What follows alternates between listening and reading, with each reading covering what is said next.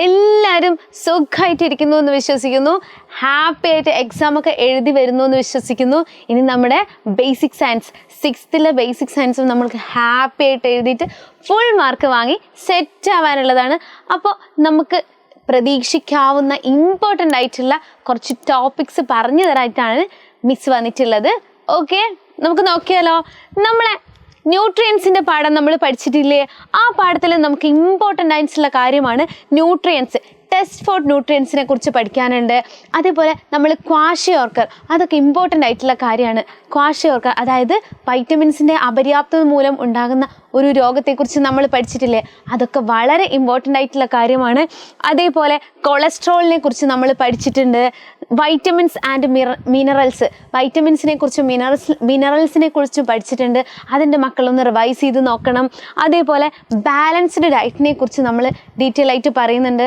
അതും എൻ്റെ മക്കൾ എക്സാമിന് മുന്നേ ഡീറ്റെയിൽ ആയിട്ട് നോക്കണം.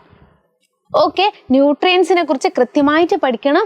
അത് എക്സാമിന് വളരെ ഇമ്പോർട്ടൻ്റ് ആയിട്ടുള്ള ഒരു ചാപ്റ്ററാണ്. അപ്പോൾ ഒന്നിച്ചു നിൽക്കാം.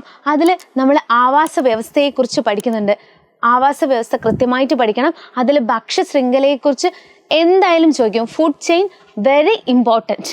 അതേപോലെ നമ്മൾ ആകർഷിച്ചും വികർഷിച്ചും പാഠം പഠിച്ചിട്ടുണ്ട്. അതിൽ നമ്മൾ വ്യത്യസ്ത തരം കാന്തങ്ങളെക്കുറിച്ച് പഠിച്ചിട്ടുണ്ട്. അപ്പോൾ ചില പിക്ചേഴ്സ് തന്നിട്ട് ഈ കാന്തം ഏതാണ് എന്ന് കാന്തം ഐഡൻറ്റിഫൈ ചെയ്യാൻ, അതായത് പിക്ചർ തന്ന് അത് ഐഡൻറ്റിഫൈ ചെയ്യാൻ എന്തായാലും ചോദിക്കും. അപ്പോൾ എൻ്റെ മക്കൾ കൃത്യമായിട്ടും പിക്ചറും അത് ഏതാണ് കാന്തമെന്നും പഠിച്ചിരിക്കണം. അതേപോലെ വ്യത്യസ്ത തരം കാന്തങ്ങൾ നമ്മൾ പറഞ്ഞല്ലോ.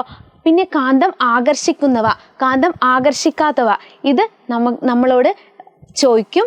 അപ്പം അതും എൻ്റെ മക്കൾ കൃത്യമായിട്ട് പഠിക്കണം. അത് കാന്തത്തിൻ്റെ ദിശ ചോദിക്കും, അതും പഠിക്കണം. അപ്പോൾ കാന്തത്തിൻ്റെ പാഠവും വളരെ ഇമ്പോർട്ടൻ്റ് ആയിട്ടുള്ള കാര്യമാണ്. ഇത്രയും ഇമ്പോർട്ടൻ്റ് ടോപ്പിക്ക് എൻ്റെ മക്കൾ എന്തായാലും കവർ ചെയ്തിട്ടുണ്ടായിരിക്കണം.